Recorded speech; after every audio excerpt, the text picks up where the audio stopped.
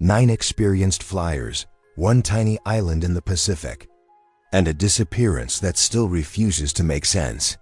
You think you know what happened to Amelia Earhart. A tragic navigation error. Fuel runs out, plane sinks, case closed. But when you follow the real timeline of her final flight, it starts to fracture. June 30th, 1937. Earhart and navigator Fred Noonan depart Laui, New Guinea, flying a Lockheed Electra toward Howland Island, a strip of land barely visible against thousands of miles of ocean. The U.S. Coast Guard cutter Itasca waits near Howland, ready to guide them in.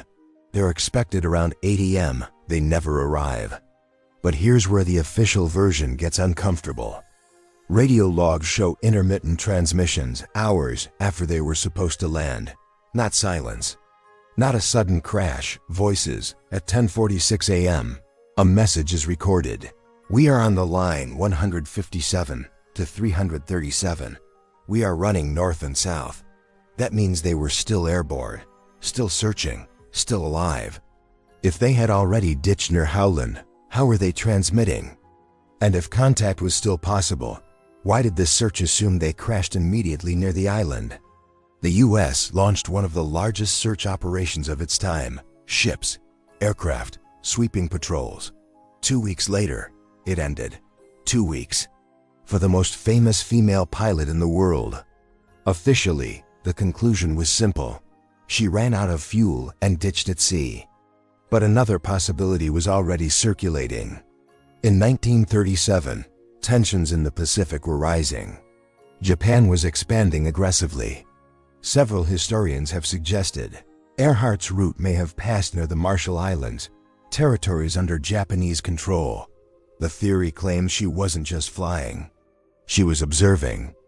According to accounts that surfaced after World War II, some U.S. servicemen stationed near the Marshall Islands claimed they were told Earhart and Noonan had been captured, interrogated, possibly executed. There is no confirmed documentation proving this, but the timing fuels suspicion. Then there's Nikomaroro Island. In 1940, partial skeletal remains were discovered there, along with fragments of a shoe and other small artifacts. At the time, the bones were classified as male. Decades later, forensic reanalysis of the original measurements suggested the remains were more consistent with a woman of Earhart's height and build. If that conclusion is correct, it changes everything. It suggests she may have crash-landed on a reef near Nikomaroro, survived the impact, and spent days, maybe weeks, stranded. No rescue, no signal received, just isolation. But here's another detail rarely emphasized. In 2017, researcher Tony Romeo identified an older aerial photograph of Nikomaroro, taken before the official search focused heavily on the area. Some claim faint shapes on the reef resemble aircraft wreckage. Others argue it's photographic noise. There is no definitive proof. But the question lingers.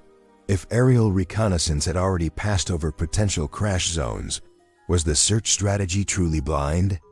Or was it guided by information the public never fully saw? Today, the most widely accepted explanation remains fuel exhaustion and ocean impact near Howland Island. Yet the radio logs, the bones on Nikomaroro, and the persistent capture stories ensure the case never fully closes. The disappearance of Amelia Earhart isn't just a mystery about geography. It's a mystery about narrative, about which details are amplified, and which quietly fade into footnotes. Because once you examine the timeline closely, one thing becomes clear. The vanishing itself may not be the strangest part. It's what happened to the story afterward.